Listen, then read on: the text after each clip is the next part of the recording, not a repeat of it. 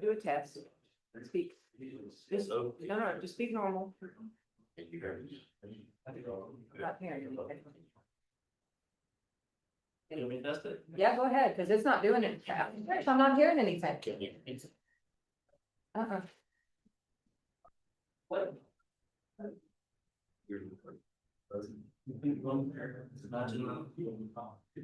Is you got green light on? Yeah. Yeah, bring that one here.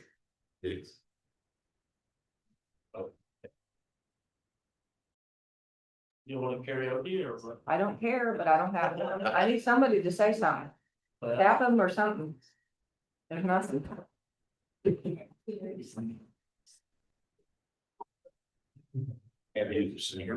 Using more code. Yeah.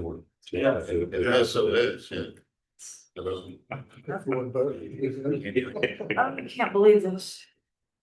Lights on, two of them actually.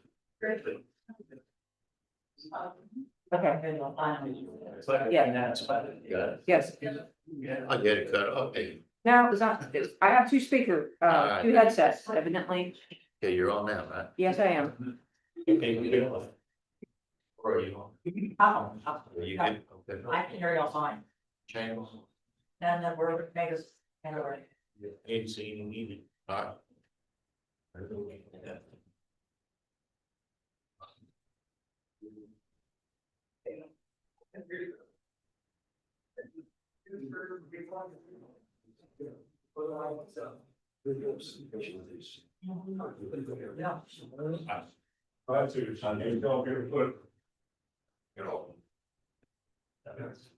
I want to do it.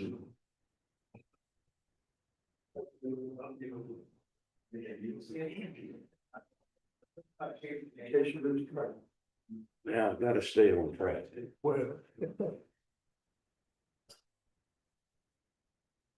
Won't need to have a single moment.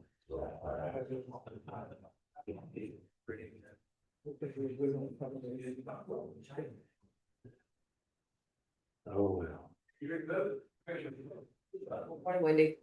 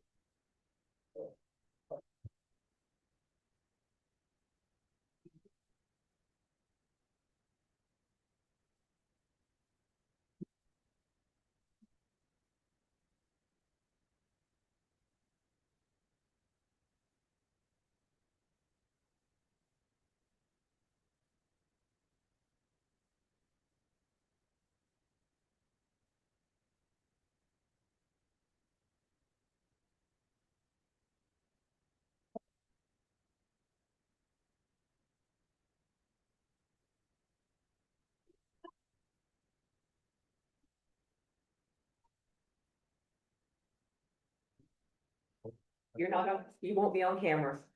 Okay. As long as I'm not on camera. No, you're not. One of those. Good morning. China fan. It simply changed. Yeah. Okay. Bill, that's Shelley's. This show. Yes, ma'am, thank you.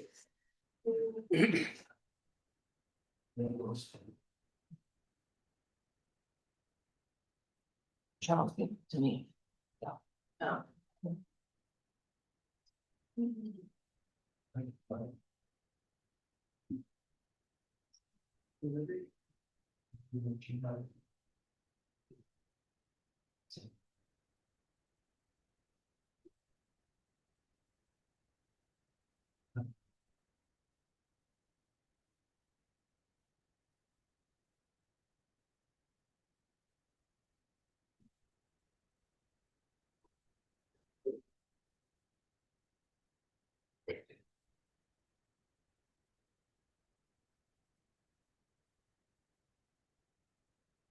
Are you on the way? All right, thank you. They're on their way.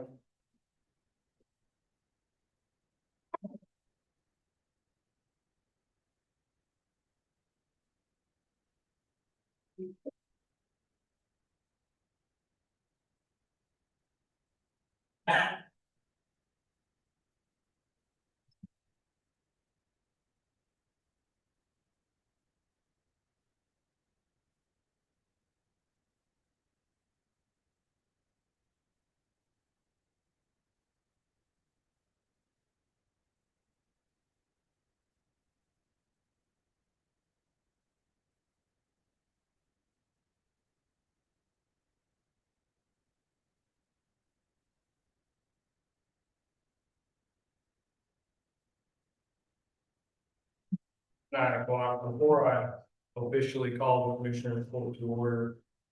a Couple of things. Would you mind moving your cell phones? Farther back from the microphones, they're doing what they tend to. Probably the front of the desk is okay, but they tend to not.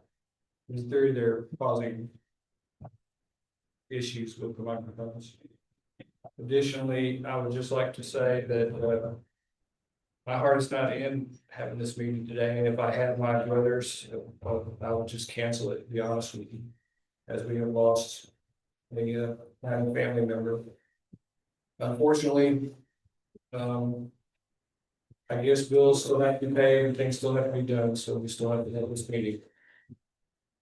So that said, I will call the Blanco County Commissioners Court to order this Tuesday, February 24th, 2026, and pass Ms. Wall to call the roll. Judge Bright, Commissioner Weir, Here. Commissioner Eber, Here. Commissioner Reisman, Here. Commissioner Riley. Here.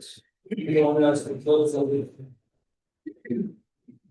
I pledge allegiance to the flag of the United States of America and to the republic for which it stands, one nation, under God, indivisible, with liberty and justice for all. Honor and justice for my heart. I pledge allegiance to thee, Texas, one state, under God, one, indivisible. Please remain standing for the invocation.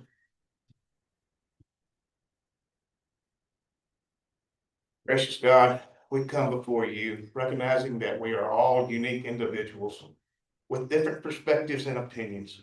We ask for your grace to unite us in harmony and understanding. Help us to listen to one another with open hearts and minds, valuing each other's contribution.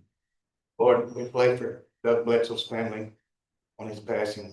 Help them with their healing and comfort them.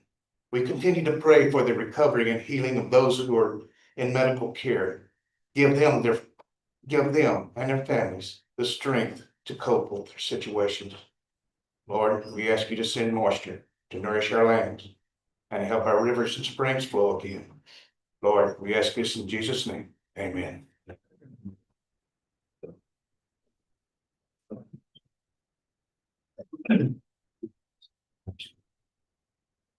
Item one on your agenda. Consider the February 10th minutes. I move to dispense for the reading of the minutes and accept them as presented. Is there a second? Second. Mr. Eager, discussion. All in favor, say aye. And opposed? Motion carries. There are no line items. So moving past item B to item 3 is good. So there was one correction to the bills on the last page in my golf post. But in precinct 3, moving that UniFirst back down to precinct 4. But other than that, I would like to make a motion to approve the bills in the amount of $830,730.07 with that change. And also ratify the bill in the amount of $228.60. Is there a second? Second. Commissioner Riley, discussion. What's a UniFirst? Uniforms. So uniform. It's UniFirst Company for uniforms. Further discussion, all in favor, say aye. Aye. Opposed, motion carries. Who here is from Fixed Eye, Capcom, this one? One. Understand that, you'll be previewing the 2027-2030 rural transportation improvement plan. So, introduce yourself, please. Yes, my name is Michelle Monkle, and I'm a transportation planner with the Austin District of Texas Department of Transportation. And so this morning, I promise I'll keep this presentation brief. I just wanted to, our Austin District just wanted to, go to the counties and give them an opportunity ahead of our, public hearing that we'll be having, next month to, look at the projects, draft list of projects we have for this county. And explain to them a little bit about the rural tip and the process for having comments on projects that go into the rural tip. So the transportation program, And Richard, second. Is this on top? it is, Did you bring your power? I did, And can the PowerPoint be put on the screens? okay, We have that thing here. We don't have a laptop. No. You don't have your laptop with you, do you? I don't. And yours won't, you can't cook, you just have a stick, right? And yours won't, you're busy with yours. I've never connected to this. I don't know how. What would have to do it, so. You have, Yeah, I've asked Nate if we could get a laptop just for this reason here. I guess we'll just make this available if anybody wants a hard copy later. So, I have an extra hard copy that I can leave. okay, thank you. Actually, if we can some, you have them? Maybe we can just get some. Raise your hand if you'd like a copy.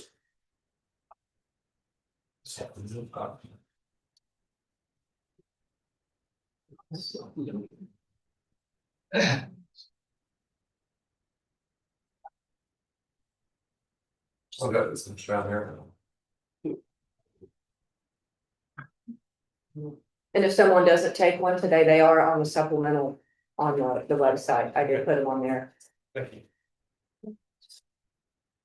So the rural tip is a 4-year program of projects that we're going to construct from 2027 to 2030. And this list of projects includes those projects, which are typically bridge replacements, seal coats, emergency type projects, lighting projects, and individual listed projects that would normally be added capacity and regionally significant projects that are funded outside the MPO boundary, but within the TxDOT district. Again, this list of projects demonstrates regional agreement on the projects that are going to be done here in Blanco County. So that's why we wanted to give you an opportunity to look at the draft list, understanding that it is draft, and we are going to be adding projects to it before we commit to the final next month, which will be made available to all of you.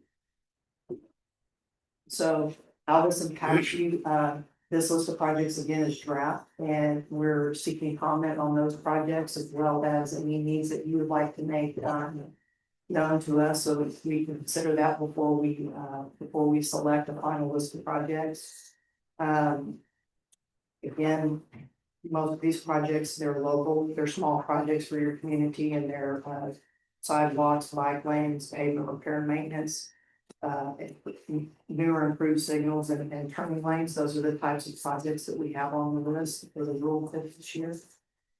The projects are selected by evaluating future needs and are based on the current conditions and projections and statewide regional plans and the public input that we receive on the projects moving forward. To help us determine what the priorities are. The list of projects, for Glenville County can be found on page 8. Would you like me to go through the projects? That you read those at the bottom. That's on. So currently we have US 281 from 0.8 miles north of Park Road 1 to 0.5 miles south of Park Road 1. We're going to construct paved shoulders, profile, edge, and centerline striping.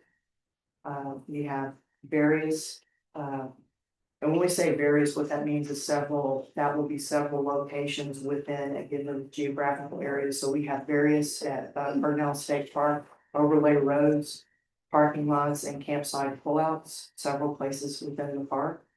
We have US 281, 2.1 miles north of County Road 1 to 1.7 miles north of County Road 1. We're gonna install advanced warning signs on the curb, install chevrons and widen the lanes.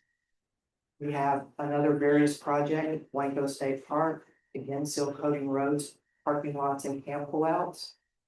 We have various at LBJ State Park, seal coat roads, parking lots, and campsite pullouts. US 281 from Los Encinos Drive to River Place, we're adding right and left lanes. And US 281 from 281 Loop Road, 0.1 mile south of Wildlife Road, we're gonna be doing mill and overlay. Again, this is a draft list of projects. We're already aware that there have been a couple of project calls, so there will be projects added to this list, and those will be made available to you next month prior to an online public hearing. So how familiar are you with all these projects? You personally? I personally am not the person to talk about these projects. You would want to contact Bill Mudd, your area engineer, or Tyler Brudnick, your assistant area engineer. I do have my contact information. I basically pull all the projects together for the region, and I'll be happy to give you their contact information if you need that. You said that you're welcoming additional input. Does that need to be in the form of a commissioner court communication, or can each commissioner just come to you and tell you what they think about it? Whatever is convenient. So if the commissioner has an idea, they can just report it to you. Absolutely, and that will be forwarded along to Joe Muck and Tyler Brudnick, and they will work with our administration, Dr. Ferguson, to consider adding those projects to the final list. I'm trying to read this table and was listening to your words, and I got excited not to, I think by mistake. There's nothing on this table that's talking about the intersection of 281 and you're calling Park Road, it's 27 to 66. That there's nothing in that intersection is mentioned in this table. No, sir. But again, if you reach out and send me that information, excuse me, then I can look into that for you and refer that to Joe Muck. Can I ask you, it shows the tip year on it. It starts 2026, one project. The other ones are 2027 through 29.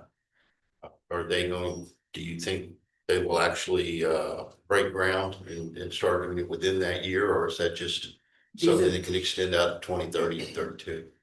Okay, well, I'll yes, that's a compound answer to that question. So yes, the projects on here are planned to go, their estimated let dates would be 5 years. The reason you see a 2026 project on the list is because this is currently scheduled to go in August of 2026. If it were to slide a month or two, it would move over into this document, this tip, currently in the existing tip. And so we want to make sure you never want to have a project that's not bridged in both documents, because if the federal government were to approve the new step and we don't have the project in both, then we would have a problem letting it, is the answer to that question. And then The other part, could they move? Yes, they could move. But currently, as of today, these are the estimated letting dates for these projects. And again, there are projects that are going to be added to this list. The reason they're not on here today is because we started our public involvement effort in late November, and we want to keep it consistent throughout. And that's why it's draft, but there are additional projects that will be on. The state's fiscal year is a month earlier than ours, right? It starts September 1. It makes sense. Who did you bring with you today? I'm sorry. Who did you bring with you today? Brought Angela Irwin met me. This is my supervisor.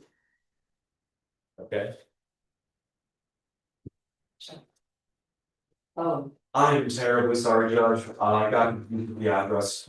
Simon Victor is also here from Catwalk this morning. I went to the old courthouse. It'll make you feel any better. You're not first. I think it scared all of us that came in from Austin. I'm like, oh my gosh, there's a fence around this whole building. But we're here again to preview these projects and let you know there are additional projects. There is plenty of time for you to comment on needs that you don't see on here that we can take into consideration. We certainly look at need, we look at available funding, and anytime you put a project forward, that enables us to make the case, that it needs to be added to the list. And so, again, public involvement is gonna run through the end of April. We will have an online public meeting, and we'll notice that, and we always send out letters to the county judges, but this year I'm gonna send them out to commission as well. Invite you to that so that you can see the final list. Now would be a good time if you would like to have projects considered to be added to this list, to go ahead and use my email information at the back of this presentation. And again, I'll get that to the appropriate leadership in our Austin district for consideration for the final list. So for projects that are ongoing, is there any discretionary funds that will be able to be used to make an improvement to the construction that's taking place? As far as, for instance, in Round Mountain, I have, there's a construction project at the Edna Center turn lane. And during this construction, noticing when the barrels have been moved to a certain area, it's really nice to move over and use that decel lane to get out of the way of the traveling public. And, the construction is still in progress, and I talked to Joe in reference to maybe adding a decel lane to that, if it's possible. Is there any discretionary funds for that, or does it just have to go back through the whole process? I'm actually gonna defer to anyone. Those discretionary funds have to be, you have to apply for those. I know they have calls, everybody's often known that there was just one. There's a community spending fund, one that's available every year. I think they've already gone through and they're looking at applications, because those are typically approved between March and July. So if we can see if we can get you some information, but again, I think Miss for the 2026 year, you might have to apply for 2027. Well, like I said, this project is ongoing, and the contractors are still there before it's striped, and boy, it'd be nice to go ahead and just get it done while everybody's there before you stripe it, to make it nice. So it's just a common sense approach to that one, but anyway. You can talk to Bill. Okay, thanks. It would be helpful though, if you would go ahead and make that comment. I've already talked to him in reference to it. Oh, okay. Yeah. Yes. Are you suggesting he on a document, That's what I'm suggesting is, like send you an email? just send me an email, and we Okay. get that, it would be in writing, and that would be helpful. If not, as Angela said, for this call, at least we have it on our radar for the next call. Okay. So safety's a big part of this, correct? And there's a lot of focus kind of over in the central eastern piece of Blanco County where Brighouse Ball State Park is. And we have been mentioning for years the water crossing just past the park, just almost on Blanco Hayes County line. that the state in its infinite wisdom chose not to make part of 2766 stops at the park. And I've asked for a long time with the state continue that state road and take over that piece of the road and do something with it. But short of that, maybe a little financial assistance for us to do something with it. It's looking like, according to a commissioner, it's looking like $1 million project there. Is there any point to us? That's a big number though, in the grand scheme of this thing. Is there any point to putting that on your list or asking you to put that on your list? I encourage you to ask, always ask. That way we can, you said it's inside the park? No, No, it's a county road. Okay. I don't, there's never any harm in asking us and putting a need in writing, and like I said, it's important, it's important that it's in writing. You can always talk to your area engineer, but when we have that, we can, we can not only work with Joe, but we can work with our leadership. We can take that up as a part of this process. That will make its way up to Dr. Fergus.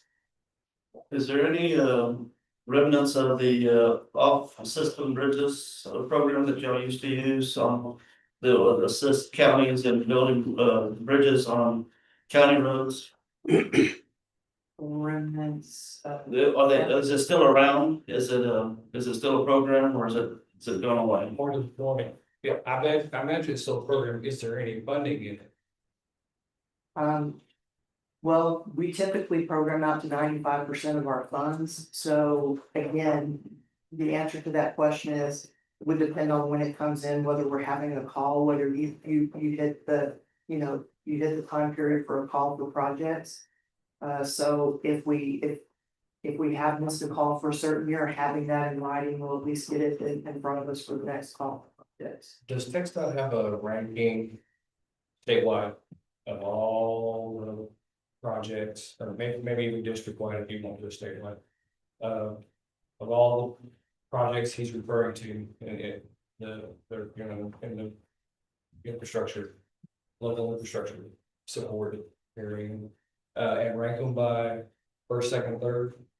We have rankings for corridors and we have rankings for larger highways. I'm not aware, I think this would be handled more locally within the district. I'm not aware of any. So we do have the bridge call that just came through, Would you mind coming up, sounds great, catching you. sorry. I'm Angela Irving, supervisor of the Advanced Transportation Planning Group. So we do have bridge calls, we do have safety calls, and I think that's what Michelle was mentioning, that this list might not be complete because we're still actively going through these calls. I just went through a bridge call, we had 10 projects, out in fiscal year 2029. Not 100% sure if I build one for Blanco, I know I built some for other counties. But I can check. I would need the county road that you were talking about, the other project, and then the bridge that you're, because our bridge division, we have a division, we have a traffic division, and they all look at these projects that we submit. If you bring that to Joe's attention, they can submit those for those project calls. Doesn't mean that they're gonna be selected because they are ranked. They do look at bridge deficiencies and things like that in order to provide money, and we get very, very little money. For 29, we got $4.6 million, so. So it's your off-system bridges projects, and so the what's currently there is a low water crossing and it needs to be a bridge. Okay. So that's the scenario that we're in, Okay, so anyone knows. if you could give those locations. Sure, you will want it in writing because you won't remember them today. Well, I'm actually writing on my phone, I'm actually taking it. 2766 comes from Johnson City, goes to Brittenhouse Falls State Park, and it stops there, becomes Park Road, and ultimately it's the county road to the end of the county line, which then it becomes part of Beachy Road complex, and then it ties back into State Highway. Okay. Metro Road. within the park road though, it has Burnett State Park sign, and we've been maintaining that section of road. Is that considered in this part right here, overlay roads? And it's a lot of, quite a few pull-off places on that road. I'd have to look and see the details of what that project entails, and that would require me coordinating with Texas Parks and Wildlife. Yeah, for 2766 ends, we've taken over there and go all the way to the county line. And that's where this crossing is, we've been discussing. I did write from 766. There was a reason I was asking you earlier, Ms. Tracker, Ms. Conklin, about the list is not about what they're talking about. But in 2015-16, we raised TxDOT's attention about the Chimney Valley crossings. And the area engineer before Joe and team went down there and measured, did everything to make sure it qualified, which it did by about 8 inches, the 20-foot in. And I was just curious, it's been a long time, just curious where on the list that all of that down there has been residing. Yeah, I can give an answer on that today. But we are meeting with, we are starting to meet with them, on short, long, and mid-term ranges. To discuss with all of our area engineers, make sure that, you know, we can maybe get some funding for some of these projects, you know, through various calls. Through our UTP program, if there are mobility type needs, but it seems like there's a lot of smaller projects. County road bridges, that's a focus for this county. Am I on track with that? Okay. So anything else? Yes, sir. And again, things in writing are just easier to, you know, to move forward. Not only because it will be on our, again, on our radar for the next call for projects, but because anytime that you have things in writing to support, official support, if they're ranking and scoring them, that's gonna go, not that phone calls are bad, but when you have something in writing, that is going to elevate that project.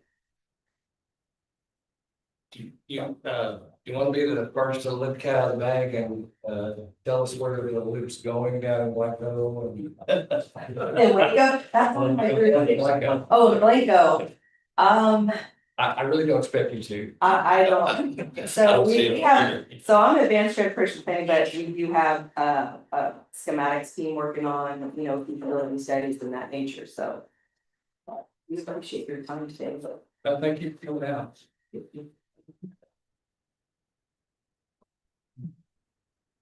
And before we let them go, did any other commissioner have any other questions that we didn't? I've got one real quick I'd like to ask about the Blanco State Park on here, you know, coming up pretty soon. Is there a point there where I can either get with Joe Muff or someone to see exactly how much of the park they're gonna do, because they own a lot of land outside of the park that involves the county and the city. We got some streets that are in the park property. And then, of course, the entrance coming out of the park, that's always been a no man's land. And it seems to, whenever there's paving done, that one seems to get left out of the loop. So is there a point to where I can see what they're actually gonna do, where we might have the time to talk to them about, let's go ahead and, like Commissioner Leisman was saying, while you're there, let's go ahead and see if we can repair some of the other spots that are in the park property, but outside of the fence. Certainly, if we have schematics, all of these projects are probably at some various form where we would be able to tell you what the locations are in the park.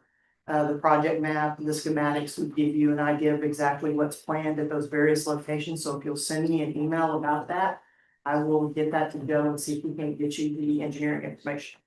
Thank you. Anything else? Thank you again. Thank you very much for your time. Item 5 on the agenda is a proposed approximation. April, March 2026, credit call, I don't think going to county. I'll move to declare March 26, or March 2026 as American Red Cross month in Blanco County. Is there a second? I'll second it. Commissioner Weir discussion. So Judge, I just do, well, I don't think we have any Red Cross here, but I was, oh, you did. So I want to give a shout out. Thank you very much. I talked to Kimberly at about 2 a.m. the other night, and I told her, hey, we can talk other than 2 a.m. But anyway, Thank y'all for everything you do. For the structure fires, we utilize, Red Cross. And for sheltering, we utilize Red Cross. So thank y'all for everything else. Thank you. Did you have, like, I didn't see you in that term, did you have something you'd like us to present?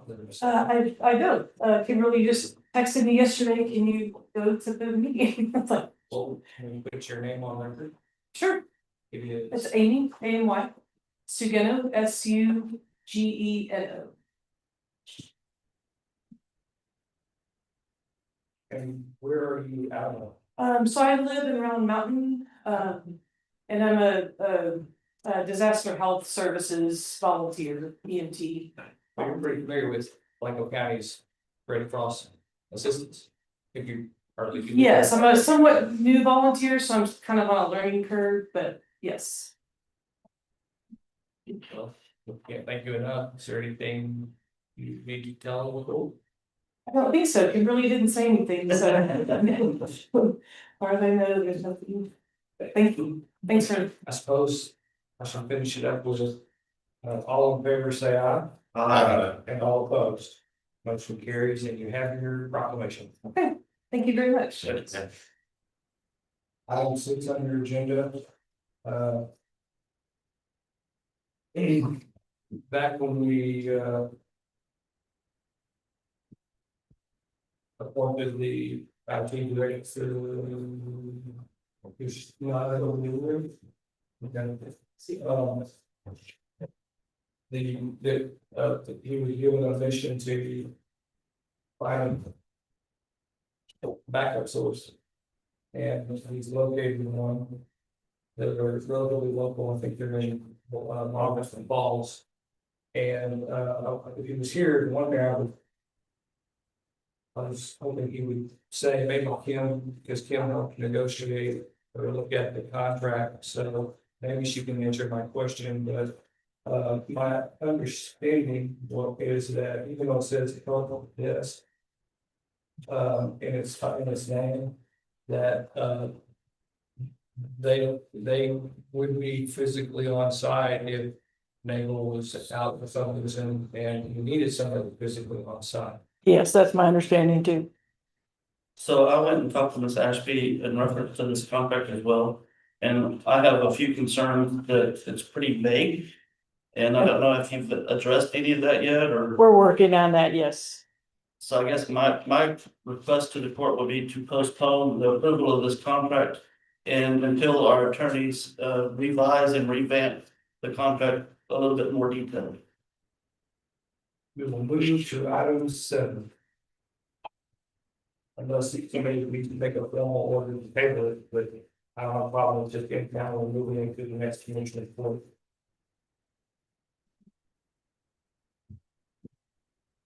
Sick leave pool. This is not my item, so. Oh, passing it, No, I think the commissioners are the ones who okay, would appoint the individuals. To serve on the committee, I think that's the only thing.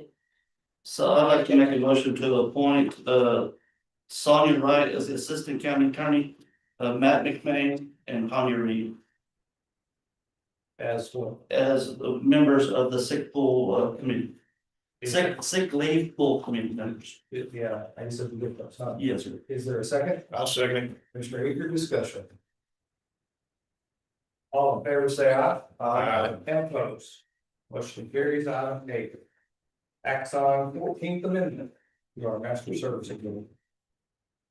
It's pretty much a standard matter.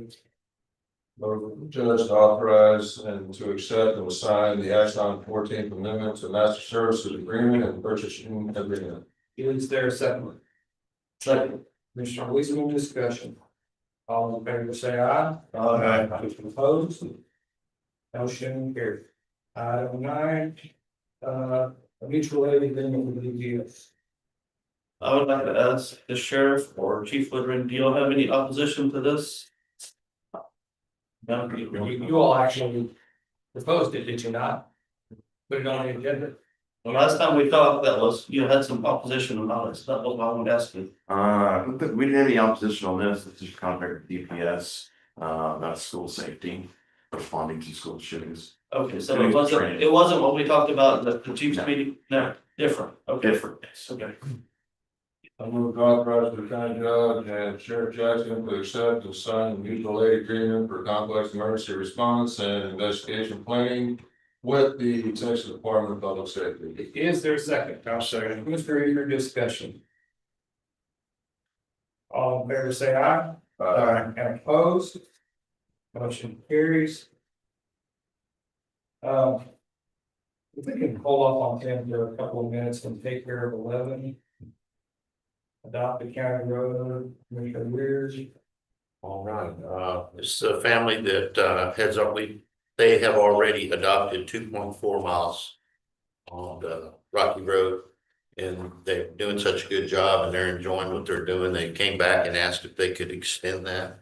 So I'd like to make a motion to approve the adopted county road application from the Steel Ranch, adding an additional 2 miles to their current roadside. Is there a second? Second. Mr. Riley, discussion.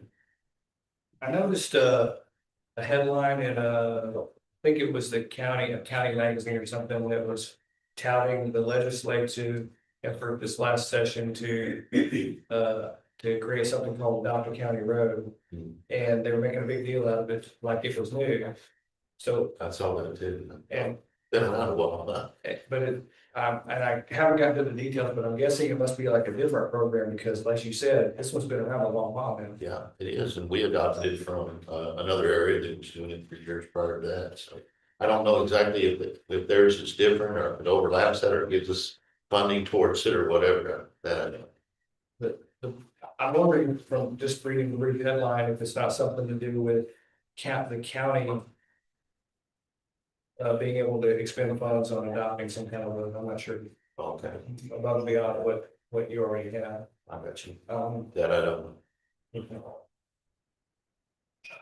Further discussion, all in favor say aye. Aye. All opposed, motion carries. Item 12, 12 minutes of chipper. Yes, since burn ban's on, we rented one chipper. It was too small, so I have a contract, it's in the county attorney's office and I would like approval to rent 12-inch chipper for United Rentals pending county attorney approval. Is that your motion? That's my motion. Is there a second? Second. Mr. Leesman, discussion, all in favor say aye. Aye. All opposed, motion carries. Good. Can I speak to that one real quick? Should we back up? Yes. I approve it. Unapprove it. So this is one of those United equipment rentals that we've had issues with before. They don't let us change the contract. It's a nationwide. Hang on a second, because I have a question for you in the middle, that's gonna be relevant to your discussion. Okay. But I forgot it till just now, when I was looking this over. I thought we created an account with them so that we didn't have to do a contract each and every single time. We could just rent stuff from them under the Michael County account. We have an account with them. Yeah, we have an account. Okay, And why do we have to do a contract every time? That's what I was told. I was always told that it was, each time you do a rental like that, it's basically a contract and that's supposed to be court. But I thought the account was sort of an overarching contract.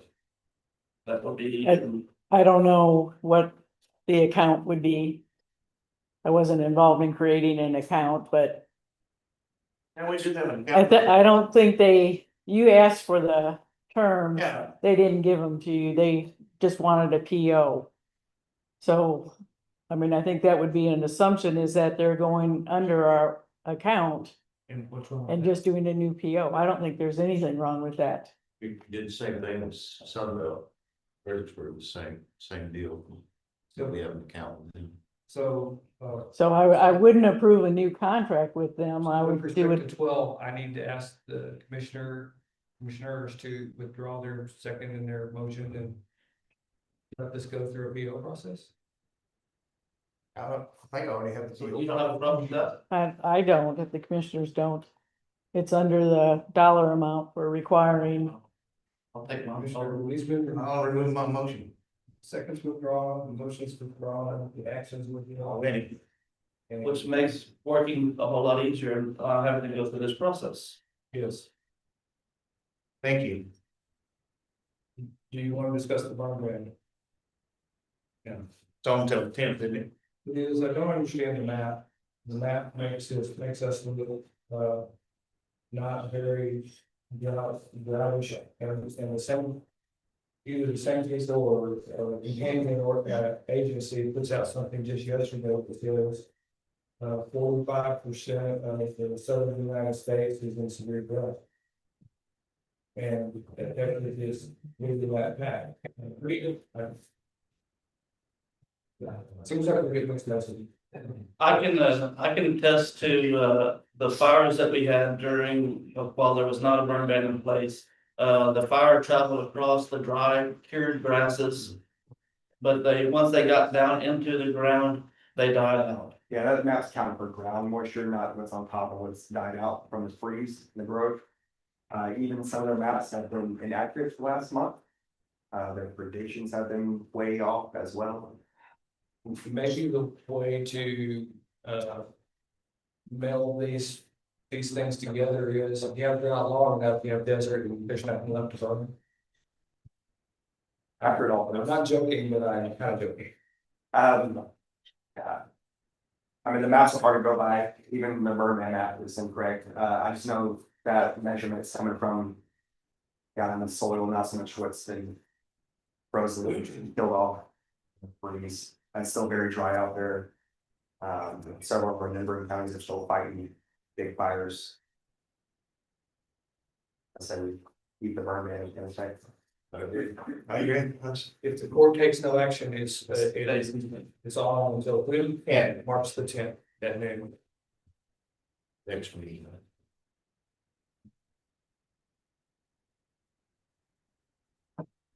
On item 10, I forgot that we were gonna be in this room today. I was kind of hoping to, adjust the tables, so that it was a little more. There's a little more face to face, because, I'm imagining this is a little more of a. I won't call it a workshop, but more of a round table with commissioners, and it's better. I think it's better if we face each other on this one, but, we'll just, go like it is. I placed this on here. Because there's feedback and rumors going on that people come to the commissioner's court and present something in terms of a development, and we approve the plat, and then they go away, and however I hear these things, I wind up hearing, whether they're complaints or otherwise, I hear things about they're not doing it the way they presented it to the court. And I wanted to kind of have a little bit of discussion about that if we can. I'm aware that it's a commissioner's prerogative to monitor their developments, and in fact, not only a prerogative, it's the only practical way to do it. Projects that are in your particular precinct, but it doesn't stop the public from complaining and, when they see something that might be amiss. So the way I kind of like to start, and then again, it's as open a discussion as you'd like to have, but I contemplate a little bit of groundwork if I could, and maybe start with Mr. Feasler on a couple of questions, if you don't mind. Sure, I'll try I think what to be helpful. Nice if you want to be recorded, if you don't mind standing. Sure. And you might not always be the right person, we may have to. I'll move over here, meet around. We may have to add a person or two. So usually when I ask you a question, you give me a pretty long and detailed answer. And because I don't want to take too much of everybody's time today, I want to keep them kind of short. And also I need you, because if you look around the room, I need you to talk down to me about that, because I'm probably the one that needs the most elementary view of it. So let's just see how it goes. All right. So there's chapter 232 local government code. That's us. That's the county regulations. Say the groundwater availability certification, and it has to be by one of two things, right?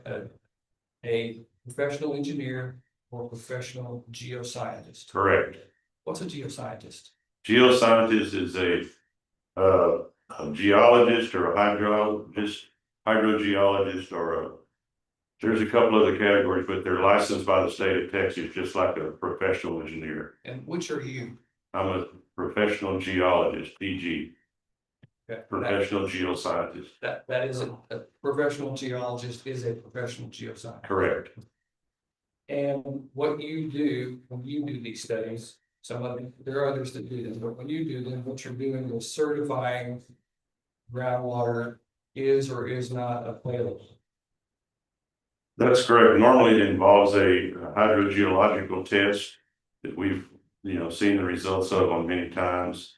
And that just provides the technical data on the aquifer itself. It's the storage, the capability of the aquifer, the transmissivity of the aquifer, how fast the water moves through it, a variety of factors like that, but it's a. I can get to that in a minute. Okay. I'm sorry, I jumped in the gun. So, now, 232, the local government code does not define adequate groundwater. Correct. If it's defined, it's over in chapter 230 of the, not the statutes, but the Texas Commission on Environmental Quality Administrative Rules. It's in title 30, maybe, whatever, but it's chapter 230 of their rules. Correct. And so if you as a professional are looking for a standard for adequate groundwater supply, that's where you would go. It provides the testing requirements and once the end result of the data analysis, that sort of thing. I don't recall it saying that you must have X amount of water per connection or anything like that, though. There's a wide range. We're gonna get to that too, because we did that. Yeah. Right, in our rules, I think, we'll get there.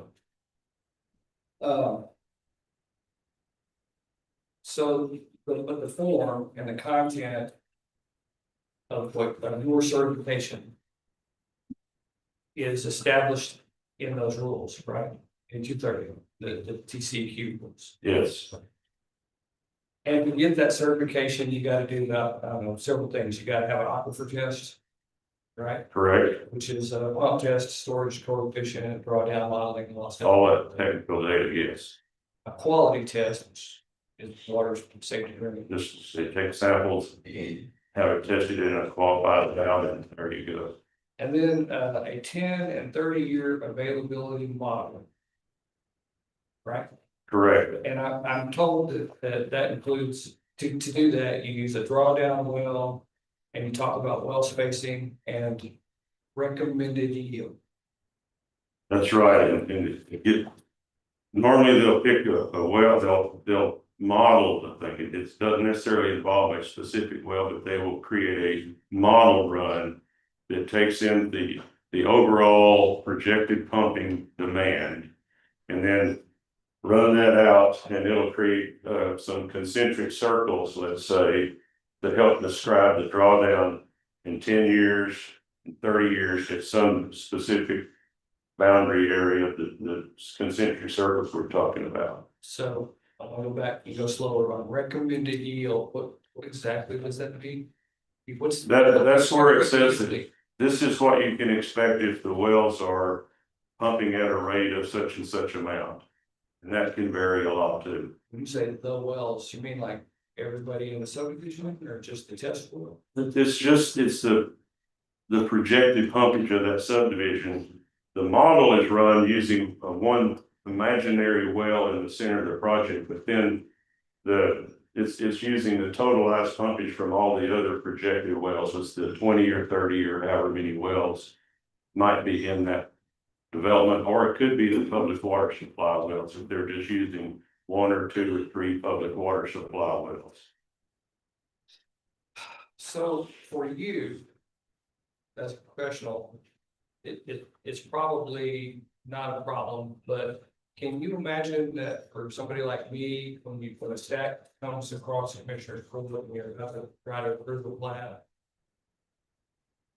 Finding some of those key metrics is not so easy. It's hard for me sometimes. I've spent hours sometimes pouring through a water availability report looking for those specific bits of information. Because they're often reported in different ways by the different consultant that prepared the report. And so, but I look for all of it, and sometimes I find them and sometimes I don't. It seems like it could serve the court well, if there was a whole separate sheet required with great big terms of the important stuff, like recommended yield, great big red letters and a number, so that the court knew what they were about to do. That would probably be helpful. I try, if you look at some of the reviews that I provided the court, you'll see I try to do it in alignment, let's say, with the development regulations, water availability study requirements, just to keep it in an orderly manner, so you can look at your regulations and see what my notes reply. So The consultants don't always go in that kind of order, though. It is difficult to find sometimes. now there's something in the rules in chapter 230 that I'm not sure if we have been doing it exactly right. I'm certain that not every county is doing it exactly right. And it's a bit of a surprise to me, and back up.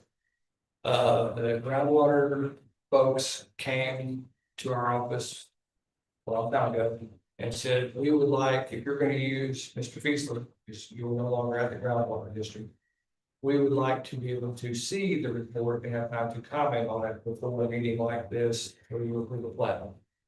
And I have a problem with that, that's fine. But now I'm looking and saying that was the law anyway. It appears under 230 that your certification has to go 2 places when you certify. It has to go to the Water Development Board, not TCQ, but the Texas Water Development Board, and the local groundwater conservation district, i.e. like open house. Are you aware, and do you think we're following that? I've been sending copies of the report to the general manager of the local groundwater district. But I haven't sent one to the Water Development Board. That's news to me. Yeah, see, I don't think a lot of counties are doing that, but apparently that is the rule.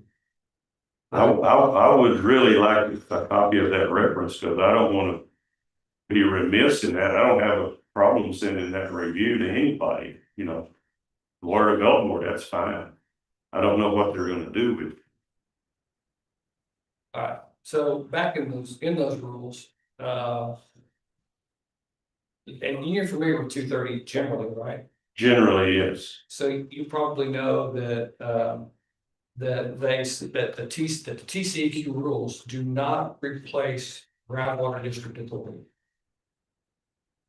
I believe that's true. They can be complementary, and there can be additional requirements at the local groundwater district. That's a little bit. And then the next rule that I need you to do, I guess, I believe it's true or not, is if an applicant provides a certification that meets chapter 230, those things we just talked about, of form and content, and the plat meets our subdivision rules, the county must approve the plat.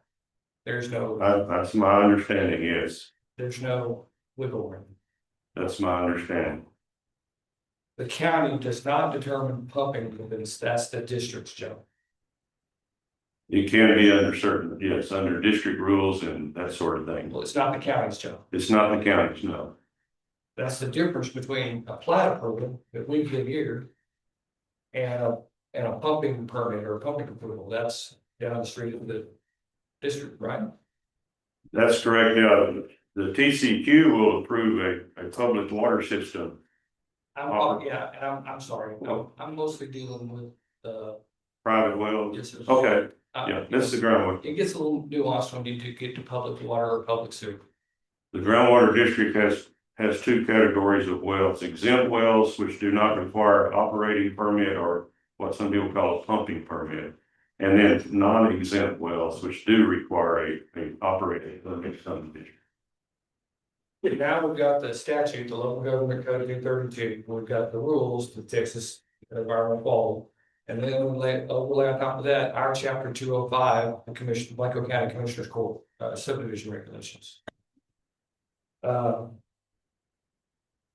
unfortunately, I think if we ever get, we have, I think since 2024, been working on a revised deal, and we think last year met and did a big workshop, and we still haven't got the product out yet. We're gonna have another workshop because more has come up since the last workshop, but I noticed that we referenced 230, the statute 232.031 when it should be 032 as our basis for doing any of this water regulation stuff, and that's just a clean and tool to do. Yes. But I think our rules are pretty consistent with the 230 requirements. Except maybe that part about that we need to have the certification go to the Water Development Board and the district every time. Yeah, let's fix that real quick if I need So to. can I ask a question? In your, when you said you send over the water availability report to the groundwater district, do you send them your? I just sent it my review. Your review. Yes, sir. Is that different from a certification? There's, Because the word certification keeps coming up in the statute, in the rules, everything. there is a certification required by the person or the firm who did the water availability study. It's a 4 or 5 page document. You got all these little check boxes and stuff. And then that certification has to be signed by a licensed geoscientist or engineer. And that's, well, I could if I had done the report, but I'm doing a review of the report, and I have to put my geoscientist seal on mine, so. So you're doing a review of the report for us. Yes, The report was done for the developer. yes, Shouldn't that engineer or geoscientist have sent the he's doing the certification, not you. I know the certification copy comes with the water availability report submitted to the commissioners, and it also goes to the TCEQ. But I sure don't know about the Water Development Board or the local groundwater district. Okay, well, evidently under the rules, that's where it's supposed to get on. And I'm assuming that the form that you're describing, the 3 or 4 page form, is the form that is dictated by chapter 230. Yeah, it's by statute. It's a complicated form. So now our regulations go a little bit deeper and require a couple of things. That we require estimated, I think we do, estimated production at build out. Correct. Now, to me, that says that there's 50 homes in a subdivision. It's what's produced, what water is produced to supply the 50 homes. That's right. The county development regulation says a formula for that. It's all spelled out. And we do that, or is that, it's in our rules, does it happen? It's been happening. The person compiling the water availability report does that calculation. And that's one of the things I check for. You know, that piece of paper I talked about a minute ago, the cheat sheet with big red letters, that important things. Yeah. Wouldn't that be one of those things that maybe the commissioners would like to see, is that estimated production and build out? I've included it in the reports that I submit. I'm almost certain without fail. I don't doubt that. Yeah. I'm saying it's a lot of material to go through, and I'm wondering if we should figure out a way to highlight it. Would you, I could look at providing a more summarized, short form Okay. submission for you, if that would be useful. Okay, so, you remember that when we revised the rules 1 or 2 times ago, and I think this was Commissioner Weir had a real strong opinion on this, but we were trying to figure out cumulative impact of a development outside the development. That's right. We're trying to figure out the right distance, and we came up with 2,500 feet. That was a distance suggested. I mean, it's just a number that was picked out as an You don't need to approximate. defend it, I just want to make sure that we Yeah, agree. 2,500, if I could just briefly, I say any new development that finds itself within 2,500 feet of an existing subdivision development.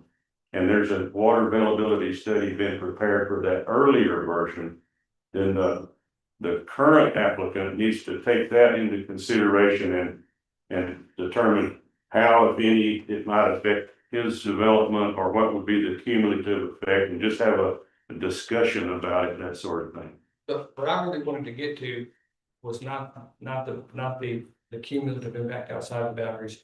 According to 230, this certification also is supposed to give us a projected drawdown at the boundary.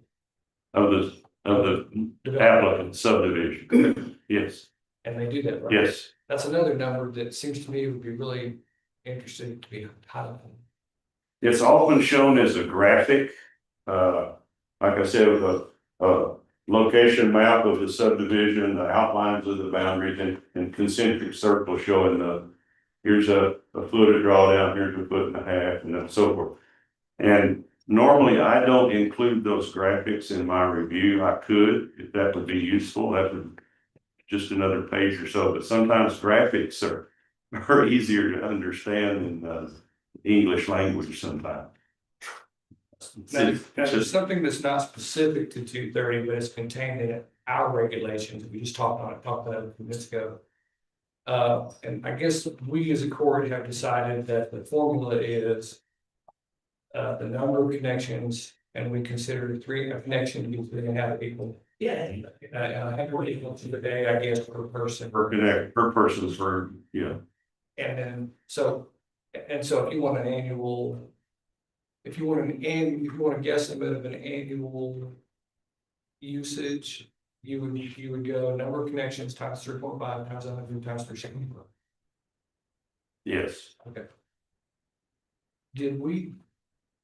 So when we did Legal subdivision back in January.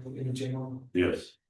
I asked the gentleman standing there, what's gonna be, what do you think your usage rate's gonna be, and I mean, this was exactly what your usage.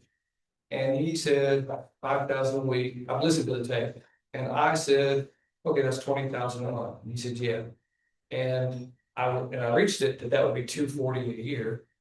And you were sitting over off to the right, and you said that I don't know the right words, but that your numbers were like 600,000. It was a little available. The total was a little under 4 acre feet. That's including their flush water, their dead end main water, whatever they're gonna use, but actual demand was about 2 acre feet, which is about 600,000, 650,000 gallons a year. Approximately. I mean, I'm just using. Did you say demand? Because when we were having that conversation, when that was happening, I thought you were saying that's what's available. No, that's demand. That's water demand. 600,000. That's what they project that they will need to pump each year. And yet he told you basically 240. Well, I don't think he actually knew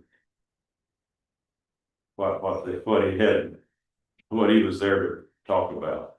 I don't like to speak harshly, but he was a little bit out of pocket there.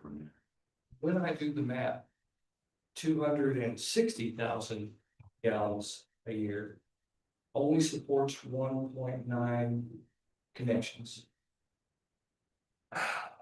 And let me go further. So that means that your 600,000 is only going to support 5 connections. And I thought I remembered them saying there were a whole lot more of these cabins than that. Yes, there's I forget the exact number, 24 comes to mind, plus 5 or 6 support units. I don't think they were calculating 100% occupancy. This is a short-term rental type situation for wedding venues and for retreats and that sort of thing. So as best I recall, without going back and that darn report is 578 pages long. But our rules don't really account for that, do they? I don't think it does, and it just accounts for residential units. Now, you could argue whether that retreat consists of residential units or as rental cabins, which is kind of like a deer lease, I guess. You might have 10 cabins at a deer lease, but it's only occupied 24 days out of the year or something like that.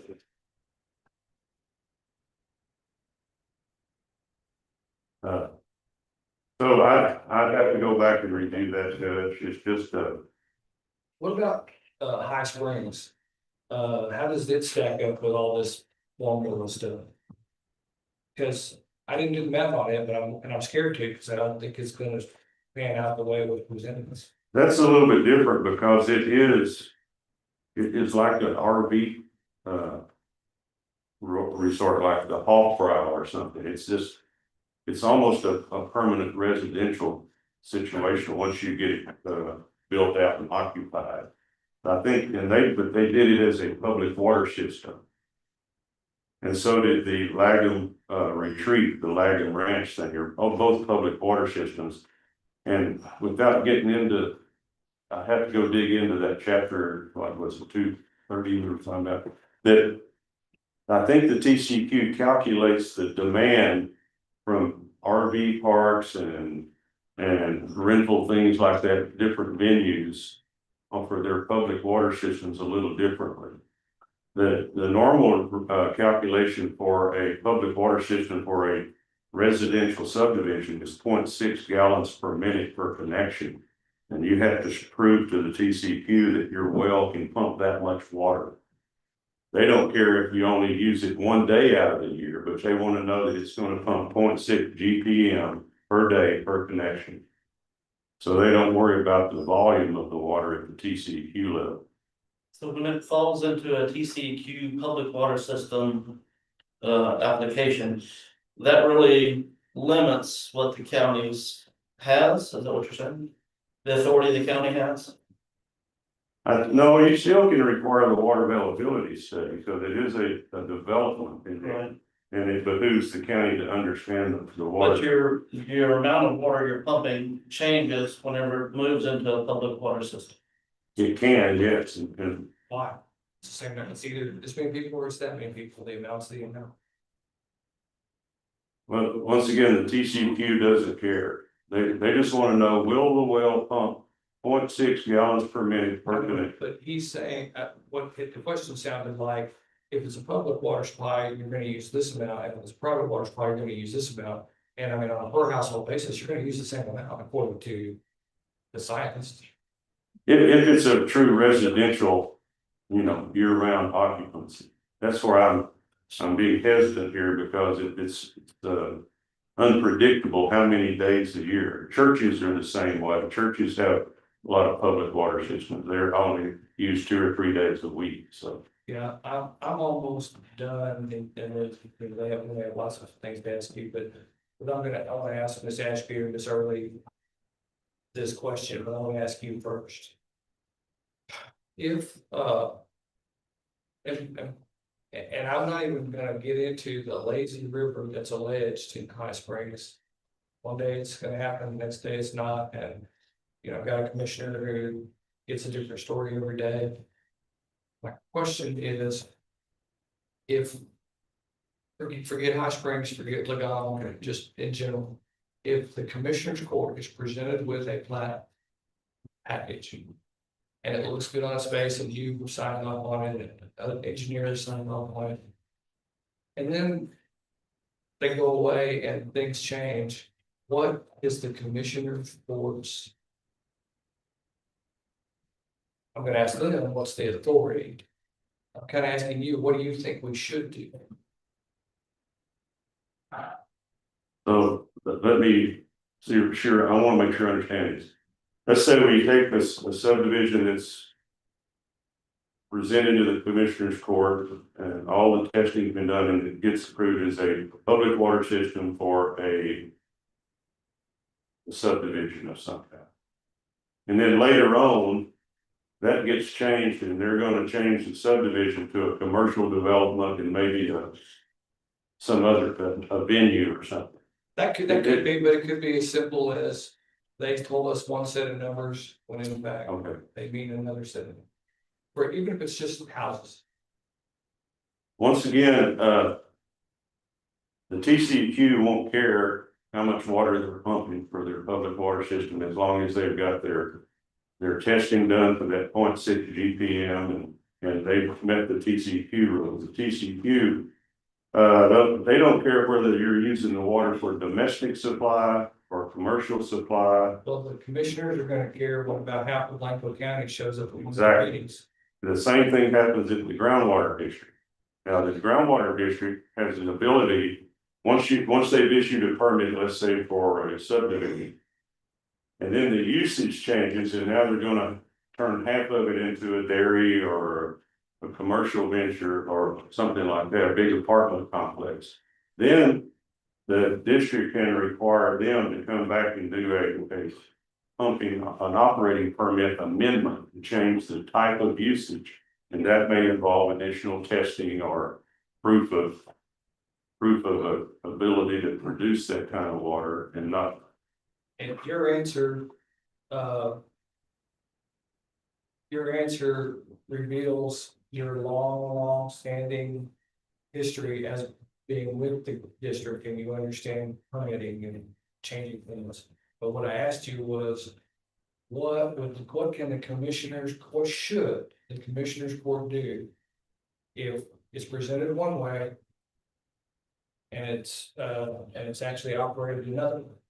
I was trying to sneak into that. I think the commissioners court might want to consider and maybe working with the attorney and that sort, and whatever the state allows the commissioners court to do, to look at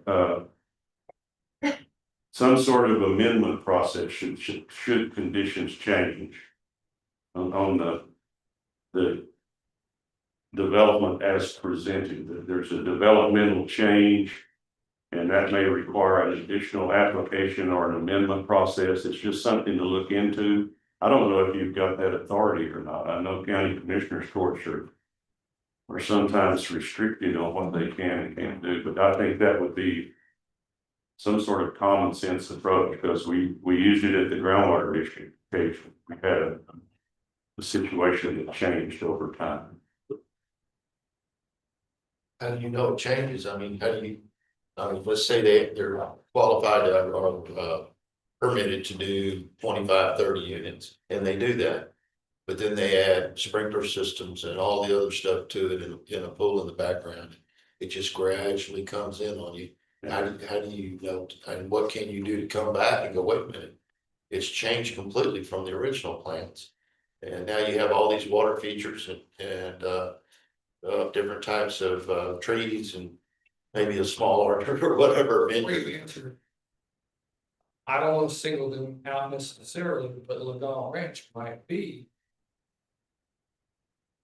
his poster child, because they came to us. I remember that meeting pretty well. They came to us and said however many units it was going to be, and the rest was going to be, there weren't going to be sprinklers and all this stuff, because it was going to be open nature for people to commune with the trees and birds and whatever. And but like you said, then things changed. Sure. Pools, sprinklers. Yeah, you had a little wine tasting room and add another 5-acre vineyard behind it. You're running off the same system, but you're doing it quietly. You're doing it over a couple of years' time. It just happens. I mean, what triggers you to go back in there? Well,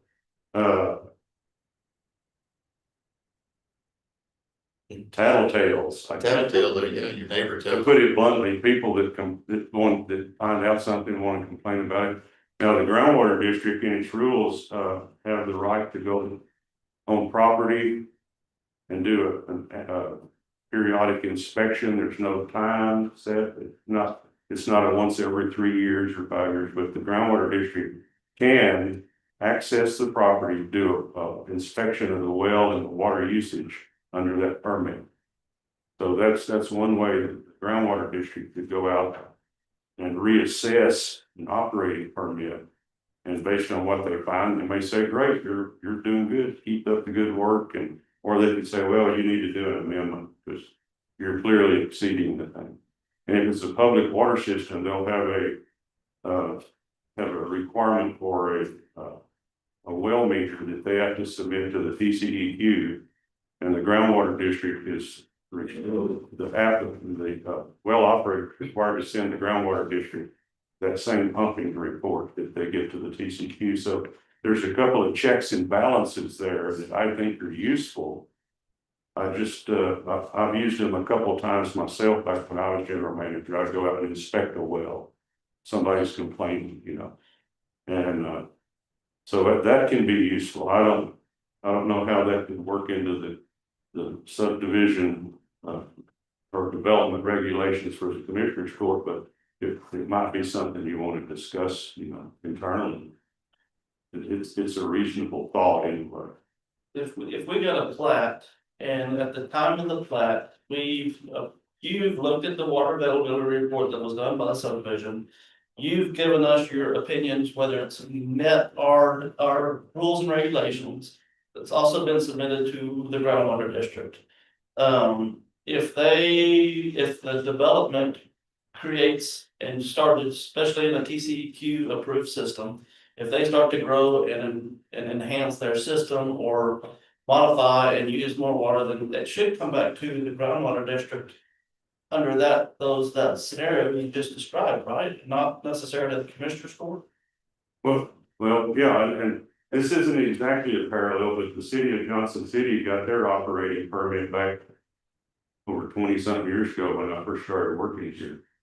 And now they've got some new water demands kicking in with the apartment development going on out southwest of town, and they had to come in to the groundwater district and request an amendment to their pumping permit, their operating permit. And that's going through the process now, doing some aquifer testing and stuff. So that's why I think it's a reasonable approach. I mean, sure, the TCEQ doesn't care. They're going to just go along with it, but that brings up another issue, is that getting a certificate of convenience and necessity or an approved public water system from the TCEQ can take months, if not a year and a half, or whatever. And that's where we've run into a little wrinkle a couple of times with public water systems needing to get through the county's permitting and approval system. And there's no way, because the TCEQ So we're basically approving the plat in contingents that they're gonna get approved yes, from TCEQ. If Yes. they don't get that approval, then they gotta come back to us and review their whole rule. and the groundwater district kind of works the same way. The groundwater district doesn't have authority to give someone an operating permit for a public water system when it hasn't even been designated that by the TCEQ. So there's timeline inconsistencies in there that we have to deal with. What you and Commissioner Leesman are talking about is municipalities and the eventual evolving and growth of various developments. What I am talking about is a misrepresentation in the beginning. Yeah, And that's hard to, from my background, that's not necessarily easy to prove, but that is the concern that I intended to raise, is that the court being hoodwinked into approving a plat that was never intended to be what was presented. the only way for me to answer that would be to actually go out there and do an inspection of the development. And that's what these four people do. Yeah, And occasionally they'll find out, wait a minute, that's not what you said. yeah. And so what do you think we should do when that happens? All right, I went out there and inspected that public water supply well a year or so ago, when this first came up. And at that point in time, they still were putting up some like office buildings or roads and stuff like that. There was some tree clearing still going on. So I was out there real early on. And I don't know what happened after that. I haven't had a need to go out there. Well, I want to talk about just the water, so. Well, I would be happy to, if it was, if it was some significant questions, I could even join one of the commissioners to go out there and go on site. I went out to James Sotomayor one time. We went out at that quarry out west of town and did some inspections out there and talked to some of the neighboring property owners and stuff. So it can be done either like that, or you may feel the need to more formalize it to give a little bit more authority and structure to it. Anyone else? Yeah, with everything's been said, we have that one Ladon. Half of it lays in Blackhawk County, the other half lays in Gates County. How does that affect it? Well, you got, best I recall, it's almost 8 acres in Blanco County and like 27 or 28 in Hayes County. The wells, both wells, the pumping well and the observation well are in Blanco County. I suspect they were drilled there because Hayes County has more stringent rules and maybe even a moratorium as far as I know. So things like that happen. I think that there's another subdivision up in the northern end of Blanco County that overlaps the county line. The groundwater district's looking into rules to implement possible implementation of rules to address export of groundwater outside of the county. I don't know how that's only going to be effective on very large wells because of the economy of scale, let's say.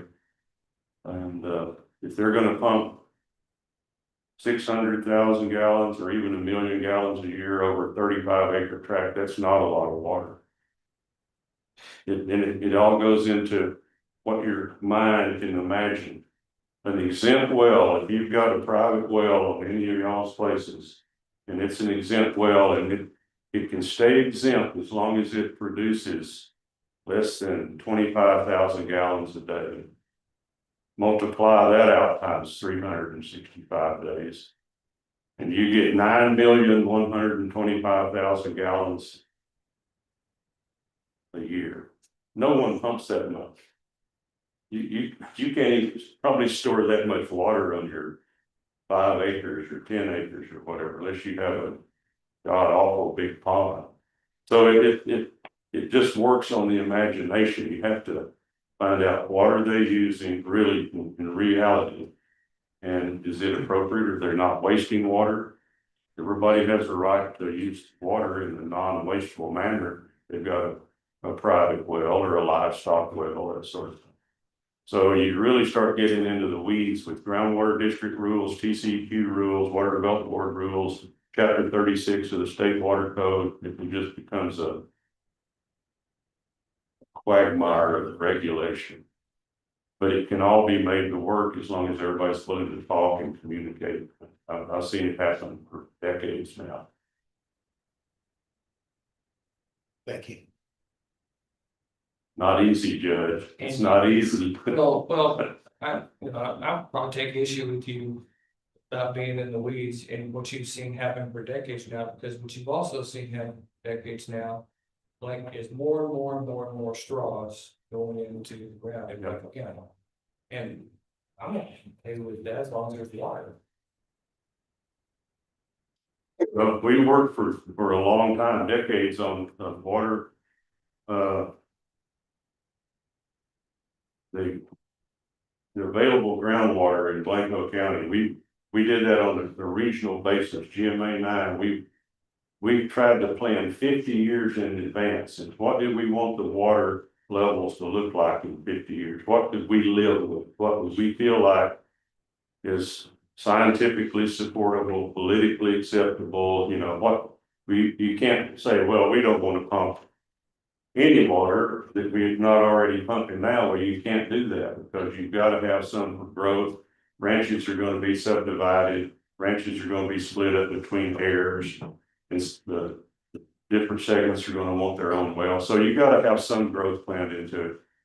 And in Blanco County, we looked at in a 50-year planning horizon, in conjunction with all the other 8 groundwater districts. Blanco County came up with the water availability of about, I'm going to round off here, about 8,000 acre-feet of water per year. And that would result in 50 years in a drawdown of up to 19 feet of drawdown from the existing water levels. That's an average. Now you're going to go up and down. You're going to have some years you're going to be 10 feet higher than average or whatever. But that is a planning approach that we've taken. But 8,000 acre feet is not a lot of water. Now when you add it out into gallons, oh yeah, it's millions and millions and millions of gallons. That doesn't compute well with some people, and there's a lot of concern out there now about growth, and well, we're going to have to increase that. Well, the question then remains is why? We've already said this is what we can live with in 50 years. Do we just keep bumping it up every time we see a population increase or new subdivisions going in? Is there no stopping point? Well, if there's no stopping point, then why are we going through this exercise? You know, so there has to be some planning approach, some rationale to it. And part of it's scientific, part of it's political, part of it's public perception, that sort of. So the groundwater people are trying. That's all I can tell you. We've tried for decades now with this 50-year planning process. The regional water planning groups are involved in it too. So there's overlapping surface water, groundwater. They're trying to invent new water. There's now developed water there, which is water that comes from manufacturing or well recycling, all sorts of things. So there's different things going on in the water industry, desalinization. But Judge Al Randlin here, you asked me to be brief. You already know better. I started getting wound up. I've got some questions for the county attorney, so Thank you. You bet, anytime. Thank you. Call me if I can help. Bob Surly's maybe or Kim making her way up, I want to bring something to the court. Yes. And this is really about, my whole purpose for this was doing more bad enforcement, so hang on, then I have a question for them. So we very recently denied a variance request from a developer that I think made an honest mistake. It created a 20-foot wide entrance where we required 20 foot. And we didn't allow variance, so we had to tear it down and make it 24. That's the rules. Now I'm told that there's a development, maybe it's High Springs, that's essentially got 2 17-foot wide openings with some kind of divider in the middle. And I guess the first question is, divider in the middle, I know. I haven't been approached with the divider. Okay. It's 2 gates, one swinging for ingress and one for egress. and so the combination when those gates are open is 34 feet. So there's really, does anybody have a problem with there's 2 gates and? What, just out of curiosity, what if there was a divider in the middle, so you only had a 17-foot entrance and a 17-foot exit? I still don't have an issue with that because you typically can have that in all subdivisions where they have a key code. So if that came to us, as I sound like Malcolm J, if that came to us, that would be a variance. I don't know that maybe we've done a variance because that's subdivision that They're not, but I'm saying going forward, we haven't had anybody take down take down a stone structure because they were 4 feet short. But now we do, so I'm trying to find out. How are we gonna handle it in the future? Now we didn't do it in the past. They're not using either side has both in and out, they're using one side to go in and they're using the other side to come out. Yeah, I get that, and I realize that a fire engine's easily gonna fit in either side. Right. But I'm just asking, is that okay? And you always shake your head, you're fine with that, Yes. so I call that a variance. No, I wouldn't. No. No, I wouldn't.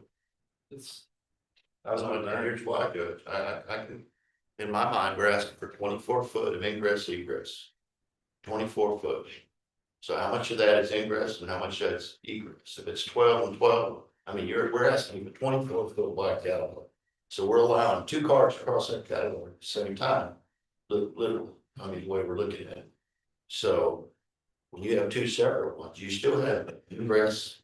You're having more ingress on that than you are on a 24 foot category. And if there's an emergency and one's coming in, one's going out, both gates are gonna open up and allow them to come and go. So it doesn't need a variance, as it says, it's, The majority of them are drawn on the construction documents. I think my questions for you are gonna be fairly simple and easy. Our rule says the Blanco County has the authority to refuse to approve or authorize any map or plat for any subdivision unless such map or plat meets the full requirements that set forth in these rules. And then later on, that same rule, it says the county, on behalf of Blanco County, the county attorney or other attorney may, when directed by the commissioner's court or upon receiving a public complaint, institute appropriate action in a court of competent jurisdiction to enforce the provisions of these rules. And I'm going all the way back to Mr. Feasler's discussion. If the rules say, maybe the rules don't say honest, maybe they don't use the word honest, I don't know. But if the rules say you will provide this, that, and the other, I think it implies that they were honest provisions, not made up provisions that are flexible and can be changed later. And so my question really is, what do you think our options are in the event the court discovers information that we were misled in an application or a plat? And before you answer, let me ask you to think about one idea, because I think the general answers are what it says. You go with my vocal. I'm wondering if you think, what you think about an optional an option that we could claw back our approval somehow and disapprove or take back. So under chapter 232, it's 232.005 of the local government code. It basically says that if a plat is not in compliance with the regulations that are adopted by Commissioners Court, there's a few options that we as the county attorneys have at the direction of the Commissioners Court.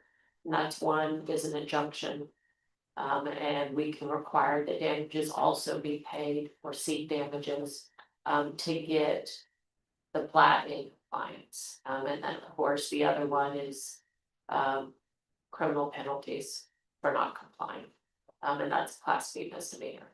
And so, yes, I do think that there can be a provision. I do think that the subdivision regulations would have to be made clear that we could withdraw approval, but I think the other measure is just that part of the local government code allows the county to basically halt operations at that point and make them either get in compliance within a certain number of days, or we can seek damages to do it for them.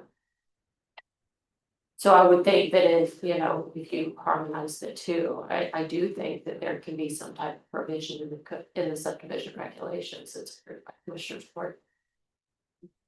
so our construction bond, doesn't that guarantee that it'll be built to the plans, and that's something else that we can use? Well, that covers, yes, if they don't build it to the specs they gave the county or the county specs. The county can go in there and make the improvements, and they can collect on the bond for the costs that the county incurred doing that. But the judge's point is gonna be a case by case specific penalty and injunction or legal action. But I liked Mr. Beasler's, comment about allowing the builder to come back in and say, all right, my plans have changed, I'm gonna do an amended plat. And 232 allows for them to amend their plat. But that would have to be approved by commissioners. And then you all came in and had to sit in the corner, but I'm hoping that you heard part, I mean, going all the way back. And what everybody has said is. If my plans have changed and I want him back and get an additional plat, and they go through the additional process and he reviews the additional process that we pay him to do, and it all happens. In the end, I think it's Danielle, yeah, in the end, it's still Danielle back there in the corner that decide with her coworkers, decides, whether or not they get to pump the water out. It's not Mr. Riley or at least with any else. It's not the Commissioner's Court, it's the groundwater district that regulates pumping. That's the correct one. But if their plans have changed, then I would think they'd have to do a new groundwater study based on the changed usage. Because that changes everything else that they had submitted. And that links all the way back to the plat application, right? Now we're back in our Correct. plan unit.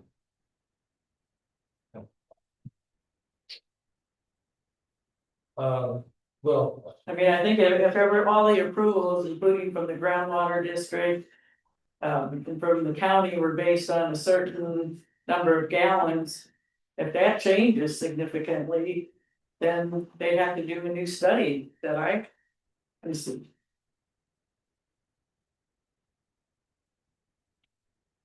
there were, no one, I don't think knew where I was going with this, and I had beaten the horse to death. But I wanted to get this out in public forum because a lot of people don't understand the distinctions and the symbiosis between the county commissioner's court and the groundwater control district.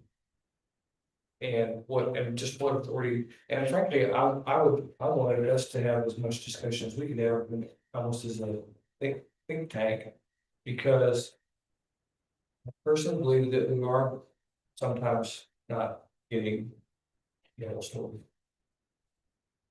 Sure. And once again, I mean, going back to the statute, in chapter 232 of the local government code, anything that is adopted in those subdivision regulations by the commissioner's court is covered by that statute. And so, yes, if something has changed, if something's untruthful, they are not complying with that requirements. Anyone, anything? But to your point too, Judge, if they come back and say, oh, my water usage has changed. And then the groundwater district reviews the changes and still approves it, the commissioners can't do anything. If you go through this process. Right, if you go through the process. So just to be sure, you think we might be able to, as an option. Option one is y'all go file a lawsuit and get an injunction against so and so for doing such and such. Option two is, you didn't tell us straight story from the start where we draw them out for. Yes, As an option, probably get us sued, but it's an option. I would say so. So kind of going back to the beginning, and the judge asked Ron about it, so we'll put you guys there as well. Somebody comes in, has a plat. And has gone through everything correctly, followed all the rules and everything, can we deny it? Okay, I just want to make that clear and out loud. And moving forward from that, Even if we don't like them. even if we don't like them. Right. That's right. So moving forward from that, Right, good. we're going into, or when we go into another, or the state goes into another session.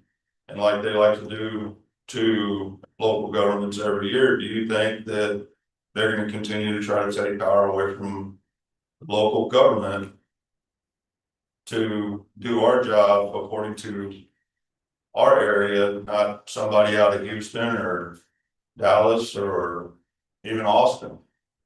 Or our local, do you think they're gonna try to put some more stuff out there? Sure. Voters have a big lobby that Yeah, they want to build and. There's a lot of areas that look like they're buildable, even though they may not be because of the water situation. So we just send it back to legislation, if you ain't got water, go see your rep. Yeah. I just wanted that out there, out loud and on the record, that's all. Public needs to speak to their legislators, they Yes. make the rules and we have to follow.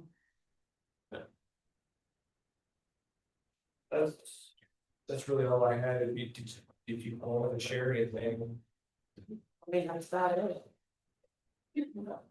thank you for the acknowledgement.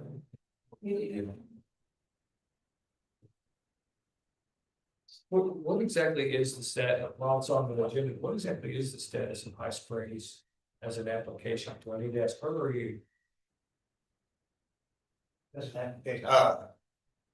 was approved in it was approved over a year ago. Yeah. Then why?